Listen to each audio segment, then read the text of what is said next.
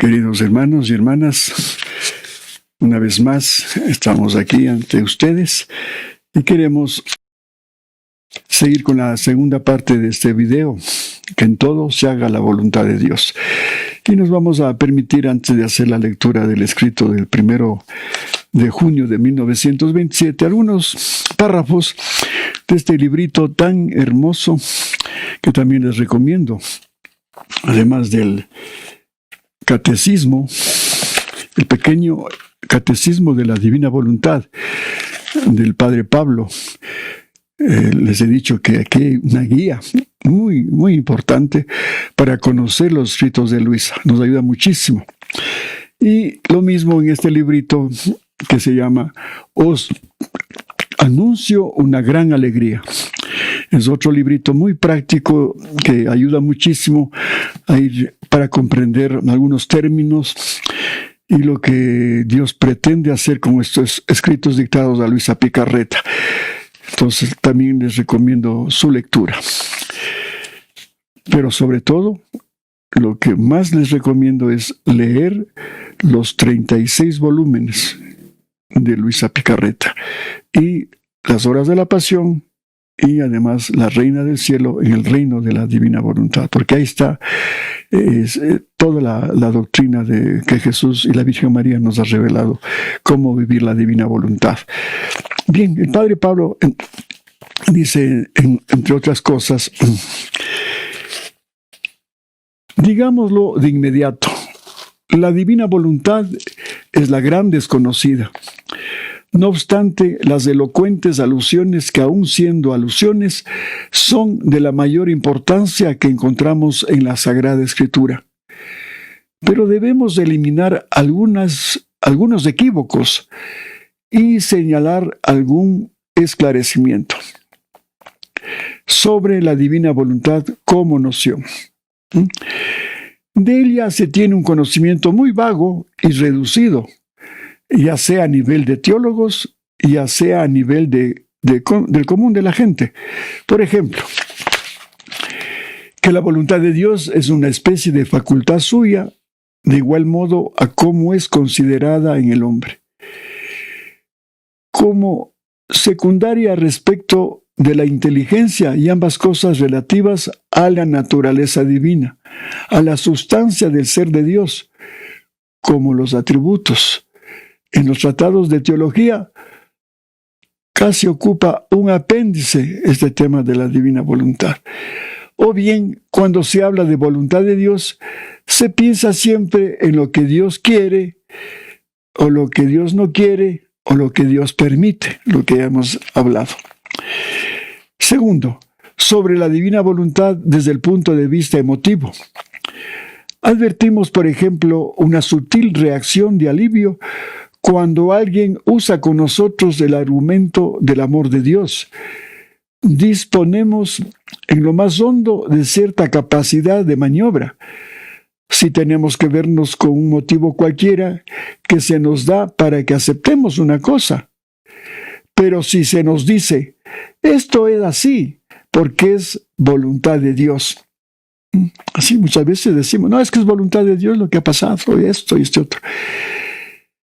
Sentimos una ligerísima reacción de susto e impotencia. No tenemos salvación. Nos han dado jaque mate.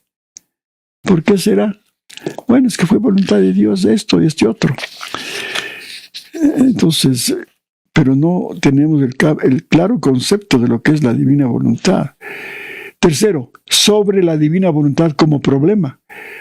La mayor parte de las almas buenas no son capaces de percibir de la voluntad de Dios más que esto. ¿Y cómo puedo saber si una cosa es voluntad de Dios? Esa es la clásica pregunta que hacen en los grupos de oración, en los retiros, en la gente común. ¿Cómo sé si es esto voluntad de Dios? Es decir, que el problema de estas personas acaba en sí mismo. Ellas están siempre en el centro del problema vital. Dios está en función de ellas. Ellas son las protagonistas de su vida. En cambio, dice el Padre Pablo, La divina voluntad, la que Jesús en el Evangelio llama la voluntad del Padre, es la realidad más íntima, vital, esencial de Dios, para decirlo de un modo tal vez más intuitivo. Su voluntad es el sustantivo, es decir, el término que expresa la sustancia, mientras que a su vez todos los atributos divinos, esto es, la omnipotencia, la omnividencia, la sabiduría, el amor, la inmutabilidad, la inmensidad, la eternidad, la bondad, la justicia, misericordia, santidad, providencia, etcétera, etcétera, son sus adjetivos. O sea, la voluntad de Dios es la sustancia y los adjetivos sus atributos divinos.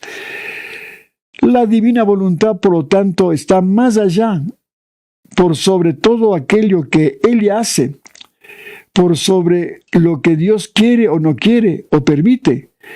Es la fuente y la causa suprema de todo lo que Dios es, de la vida inefable de la Santísima Trinidad y de sus obras de amor eterno. Miren, qué maravilla, para que tengan y saboreen un poquito de estos dos libros maravillosos que ayudan mucho a comprender y a responder a tantas inquietudes y preguntas que nos hacemos.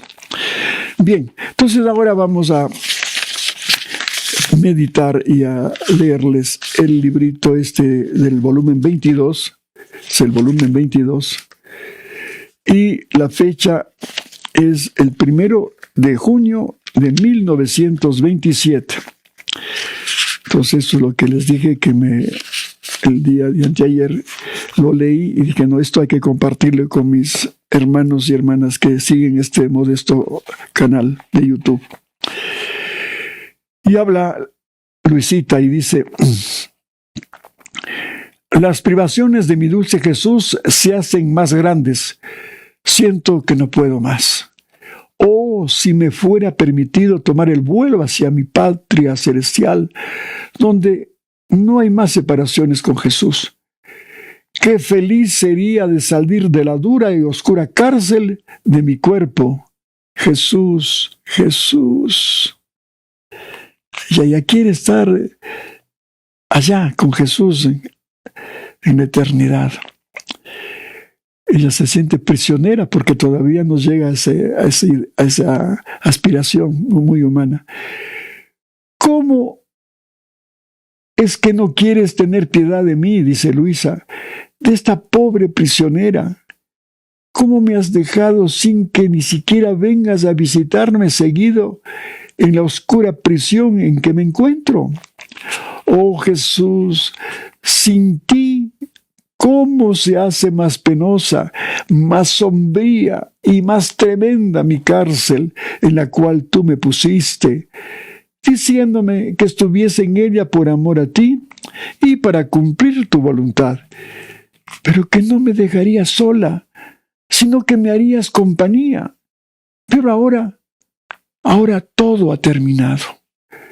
No tengo tu sonrisa que me alegra, no tengo tu palabra que rompe mi largo silencio, ni tu compañía que rompe mi soledad. Estoy sola, aprisionada y atada por ti en esta prisión, y además me has dejado. Jesús, Jesús, esto no esperaba de ti. Mira. Pero mientras desahogaba mi inmenso dolor, ha salido de dentro de mi interior y abrazándome para sostenerme porque no tenía más fuerzas, me ha dicho, habla Jesús: hija mía, ánimo, yo no te dejo. Más bien tú debes saber que tú, Jesús, sabe hacer y puede hacer todos los milagros. Salvo el milagro de separarme de mi voluntad, si en ti está mi divino querer. ¿Cómo puedo dejarte? Y si esto fuera, sería un Jesús sin vida. Más bien, en la interminabilidad de mi fiat, que me esconde, y tú mientras sientes la vida de Él, no ves a tu Jesús que está dentro de Él. Cómo es importante vivir la divina voluntad, aunque no le veamos a Jesús, como en este caso. Claro, Luisita le veía y cómo será de esa experiencia gozosa de verle a Jesús, su mirada, su rostro, su presencia, debe ser algo único. Pero aquí le dice, no, pero ¿por qué te afliges tanto? ¿Crees que estás sola, aislada? Y no, yo estoy presente porque el divino querer es lo que llevo yo para ti. Entonces, más que verme, gózate con el divino querer que vive en mí y que quiero que viva en ti. Entonces me sentía, dice Luisa, afligida, no solo por las privaciones de mi dulce Jesús, sino porque también me había llegado la noticia inesperada de la muerte del reverendo padre Di Francia. El padre Di Francia, como hemos hablado ya, era el confesor de Luisita Picarreta. ¿Cómo sería que este confesor, al escuchar sus confesiones, yo digo, más que pecados, serían sus experiencias místicas que tenía con Jesús?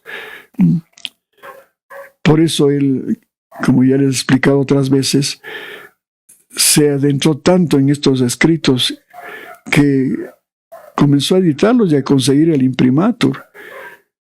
Pero aquí nos va a dar a entender de que Jesús tenía prisa para que él cumpla esa misión.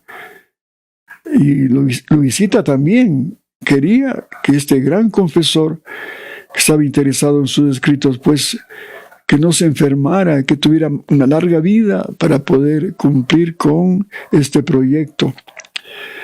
Entonces aquí dice, era el único que me quedaba a quien podía abrir mi pobre alma. ¿Cómo me comprendía bien el padre Di Francia? Era un santo, al cual me confiaba y que tanto había comprendido todo el valor de lo que Jesús me había dicho sobre la divina voluntad. Tenía tanto interés en esto que con insistencia se había llevado todos los escritos para publicarlos. Así que pensaba para mí, después de que Jesús permitió que se llevara los escritos, con gran sacrificio por mi parte, porque yo no quería, y solo porque era un santo, yo debí ceder. Ahora Jesús se lo ha llevado al cielo. O sea que ya el padre Di Francia ha muerto. Me sentía torturar por el dolor, pero fiat. Todo termina aquí abajo. Me he desahogado en llanto, encomendando a Jesús aquella alma bendita que tanto había sufrido y obrado por él. Y mientras esto hacía, mi dulce Jesús se ha movido en mi interior y me ha dicho, habla Jesús, hija mía, ánimo. Tú debes saber que por todo lo que aquella alma tan querida por mí ha hecho, por todas las verdades que ha conocido sobre mi voluntad, tanta más luz encerró en su alma. Qué lindo esto, ¿eh? Por todas las verdades que ha conocido sobre mi voluntad, tanta más luz encerró en su alma. Hermano, hermana, cada vez que conozcas una verdad, la asimilas con fe, que es verdad eso, pues te vas a llenar de luz. Y más aún si lo pones en práctica en tus actos, que lo tengas que hacer en divina voluntad, te llenarás de luz.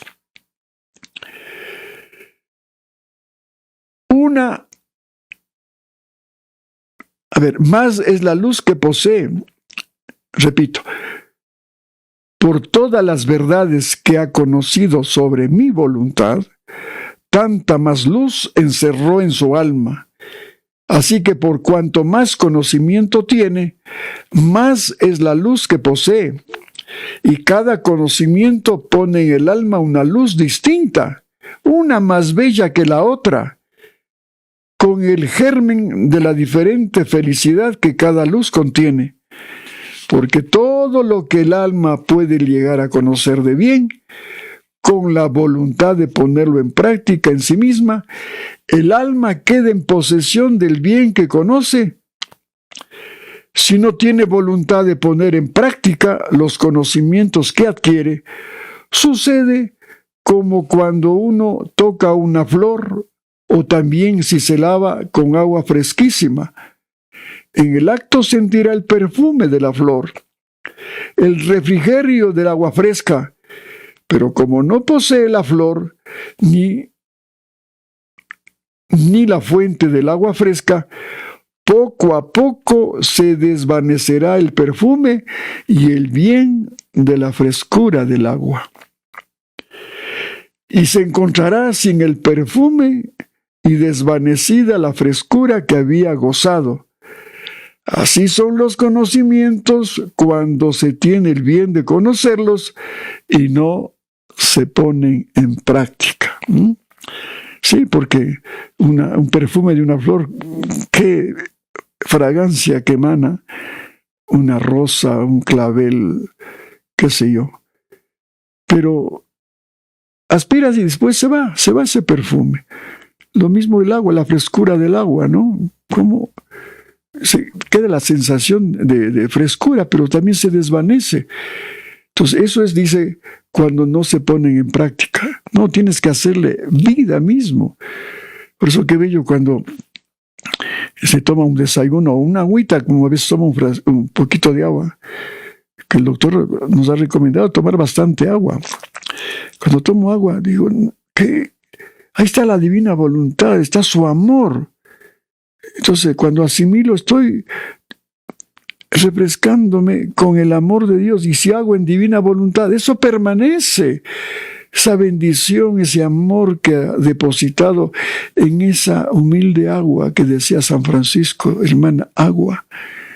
Entonces sí, has puesto en práctica y no tomas como a veces tomamos los alimentos o las bebidas, como animalitos tomamos y comemos, pero sin darnos cuenta que ahí está el amor y la voluntad divina como un atributo que te va dando de amor y de misericordia para que el agua como te refresca, te limpia, te asea. ¿Qué haríamos sin el agua, hermanos? Entonces hay que darle gracias a Dios y tomar con Jesús como que Él mismo está tomando esa agua para que eso se haga un acto práctico de la vida divina en ese acto de tomar agua. Dice, ahora, continúa Jesús, aquella alma, o sea, el alma del padre Aníbal Di Francia, tenía toda la voluntad de ponerlos en práctica, tanto que viendo el gran bien que él sentía, quería hacerlos conocer a los demás publicándolos. Qué lindo ese espíritu generoso de hacer conocer, no quedarse solamente con los escritos y decir, qué lindo, esto es para mí. No, es para todos. De ahí que, como les dije hace poco en este video, lo que he querido es compartirlo con ustedes, porque esto mismo me motiva, me está insinuando, decir, Fausto, no te quedes con lo que has editado o con lo que has leído. Haz que mucha gente conozca estos escritos, porque ahí está mi herencia, y va a cambiar su vida cuando las lea y los ponga en práctica. Se llenarán de luz y de mi amor y de mi divinidad. Entonces, mientras que ha estado en la tierra, el cuerpo, más que pared, ocultaba aquella luz. Pero apenas el alma ha salido de la cárcel de su cuerpo, se ha encontrado investida de la luz que poseía y de tantos gérmenes de felicidad que poseía, efecto de los conocimientos de mi divina voluntad, desarrollándose estos, ha comenzado a sentir el principio de la vida de las verdades, ha comenzado a sentir el principio de la vida de las verdaderas bienaventuranzas y sumergiéndose en la eterna luz de su Creador, se encontró en la patria celestial, donde continuará su misión sobre mi voluntad, asistiendo Él a todo desde el cielo. Asistiendo Él a todo desde el cielo. Qué lindo. Entonces el cuerpo es como una prisión, que cuando ya esa prisión se deja, con nuestra muerte, el alma llena de luz, pues como ¿cómo les puedo decir? Un rayito de luz, pero que cuando llega al cielo es como una bomba que estalla, y ahí se llena de más luz todavía, porque ahí acuden todos los bienaventurados, la luz misma insondable, infinita, eterna y divina de la Trinidad Santísima, de la Virgen María, la llena de luz. Entonces nosotros vamos a llevar esos gérmenes, pero allá como que se desarrolla. Cuando tú pones una semillita, como después desarrolla, así mismo va a ser con tus actos hechos en divina voluntad. Cuando te llenes de luz, será una explosión de luz en el cielo cuando mueras.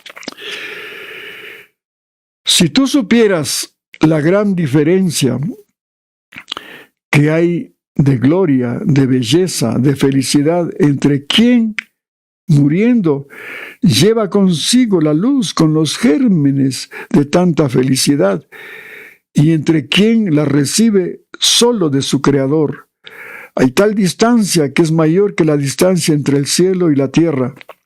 Oh, si los mortales supieran el gran bien que adquieren con conocer un verdadero bien, una verdad, y hacer de ello sangre propia para incorporarlo en la propia vida. Harían competencia, olvidarían todo por conocer una verdad y darían la vida para ponerla en práctica. Haríamos competencia para conocer estas verdades y daríamos la vida para ponerlo en práctica. Claro, con esta revelación que le hace Jesús a Luisa de la almita de Aníbal di Francia, que apenas publicó Las Horas de la Pasión y otros escritos así variados de la divina voluntad. Cómo le premió el Señor y lo hizo ver su almita, por permiso del Padre Dios, a Luisa, y le habló, no, perdón, me parece que no le habló, solamente le vio Luisa su almita llena de luz. Y era por esto, porque él conoció las verdades, las puso en práctica algunas de ellas, pero el premio grande, solamente por haber publicado esas obras, cómo fue premiado con esa luz infinita. Y dice Jesús, míralo, cómo está transformado. Mi voluntad es luz, y ha transformado aquella alma en luz. Es bella, le ha dado todos los colores de la perfecta belleza. Es santa y ha quedado santificada. Mi voluntad posee todas las ciencias y el alma ha quedado investida de la ciencia divina. ¡Qué barbaridad! ¡Qué lindo! Mi voluntad posee todas las ciencias. Es la ciencia infusa, la ciencia de sabiduría infinita. Y el alma ha quedado investido de la ciencia divina. No hay cosa que mi voluntad no le haya dado. Oh, si todos entendieran qué significa voluntad divina, pondrían todo aparte, no se afanarían de hacer nada más, y todo el empeño estaría en hacer solo mi voluntad. Si entendiéramos, como nos dice Jesús, lo que significa vivir la divina voluntad, dejaríamos todo a un lado. Pero qué difícil, estamos tan apegados a las cosas, inclusive a las cosas buenas, pero que no tienen la connotación divina. Obras santas, pero no tienen la connotación divina. Lo que Él quiere es que nosotros seamos imagen y semejanzas de Él, también para actuar como Él es, y asimismo para amarle a Dios con el amor mismo de Él. Porque si hago solamente la voluntad de Dios, llego a la santidad humana, todo está lindo, pero es limitado. Y el Señor se merece toda la gloria, el honor, la alabanza, la adoración infinita. Después de esto pensaba para mí, pero ¿por qué Jesús bendito no ha concurrido a obrar el milagro de curarlo al padre Di Francia? Mire, ese deseo que tenía Luisa de que todavía tenga vida para que haga la obra de la publicación de los libros que tanto amaba Luisa. Y mire lo que nos dice Jesús.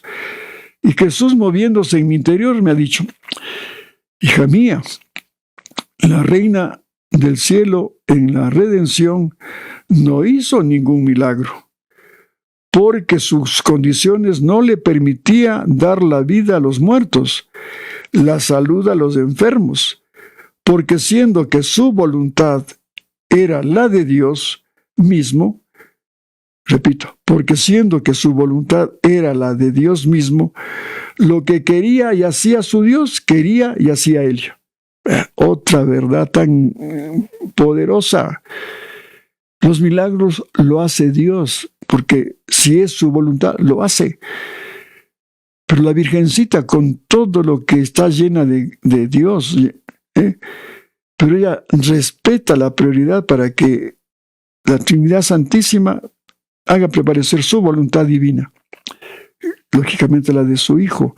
Entonces, todos los milagros que vemos en el mundo, tiempo pasado, presente y los que vendrán, sí es por la intercesión de la Virgen María, pero quien hace el milagro verdadero es Dios, con su voluntad. Si es su voluntad, pues hará el milagro que amerite hacerlo. Entonces, Luisita seguramente estaba pidiendo también que la Virgencita le cure. Como a veces también los católicos decimos: Virgencita, cúrale, cúrale. No.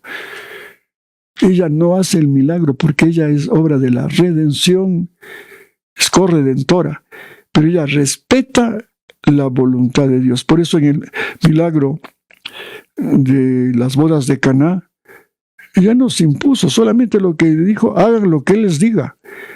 Entonces el milagro lo iba a hacer su Hijo Jesús, pero ella intercedió cuando le dijo: no tienen vino. Ahí está muy claro identificado lo que estamos leyendo. Luego dice, voy a repetir para que quede claro: hija mía, la reina del cielo en la redención no hizo ningún milagro, porque sus condiciones no le permitían dar la vida a los muertos, la salud a los enfermos, porque siendo que su voluntad era la de Dios mismo, lo que quería y hacía su Dios, quería y hacía ella. No tenía otra voluntad para pedir a Dios milagros y curaciones, porque a su voluntad humana no le dio jamás vida. Y para pedir milagros a esta voluntad divina, debía valerse de la suya, lo que no quiso hacer porque hubiera sido descender al orden humano. ¡Qué claridad!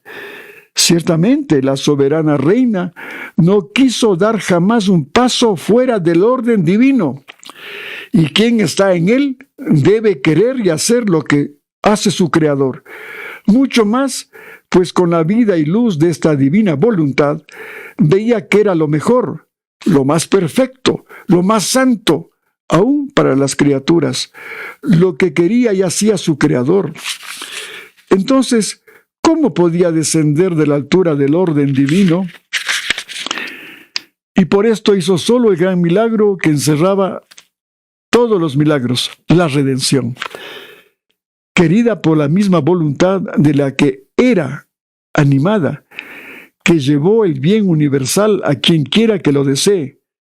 La gran Madre Celestial, mientras en vida no hizo ningún milagro aparente, ni de curaciones, ni de resucitar a los muertos, hacía y hace milagros todos los momentos, todas las horas y todos los días que conforme las almas se disponen, se arrepienten, dando ella mismo las disposiciones para el arrepentimiento, biloca a su Jesús, el fruto de su seno, y todo entero lo da a cada uno como confirmación de su gran milagro que Dios quiso que hiciera esta celestial criatura. Los milagros que Dios mismo quiere que hagan, sin mezcla de voluntad humana, son milagros perdurables, porque parten de la fuente divina que jamás se agota y basta quererlos para recibirlos. Qué verdades más hermosas, hermanos. Ella, como vivía la divina voluntad, amaba la voluntad de Dios, respetaba la voluntad de Dios, de la Trinidad Santísima y por ende de su Hijo. Pero el mayor milagro que ella, viviendo la divina voluntad, es primero habernos dado a Jesús, porque sin Jesús no había redención. Ese fiat mihi produjo el gran milagro, el milagro de todos los milagros, que está más allá de sanar enfermos, resucitar a muertos. Nos trajo al Redentor. Ese es el gran milagro. Pero viviendo la divina voluntad también está provocando la conversión, que también es otro milagro. La salud del cuerpo y del alma, sí, está intercediendo, porque en el divino querer ella está intercediendo. Pero ella sabe perfectamente que todo lo que Dios hace en su adorable voluntad está perfecto. Y ella lo que hace muchas veces en los mensajes privados que hemos recibido de la Virgencita es detener la mano de su justicia, por ejemplo, en un castigo, porque ella es la gran intercesora. Entonces, esta es una enseñanza que debemos apreciarle en su gran contexto.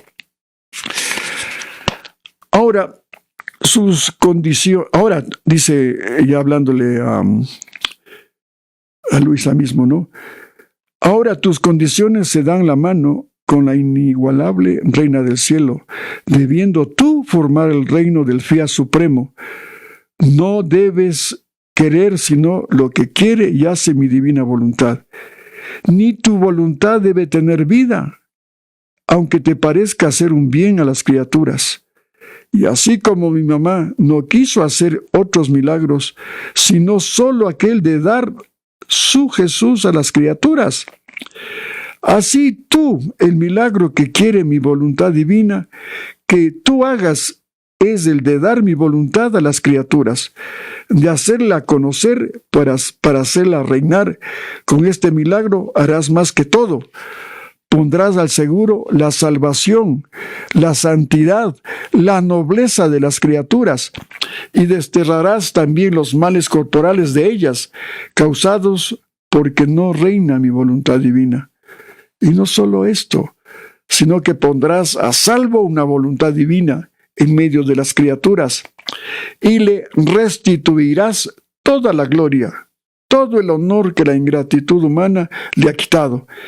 Es por esto que no he permitido que le hicieras el milagro de curarlo, pero le has hecho el gran milagro de hacerlo conocer mi voluntad, y ha partido de la tierra con la posesión de ella. Y ahora goza en el océano de la luz de la divina voluntad, y esto es más que todo.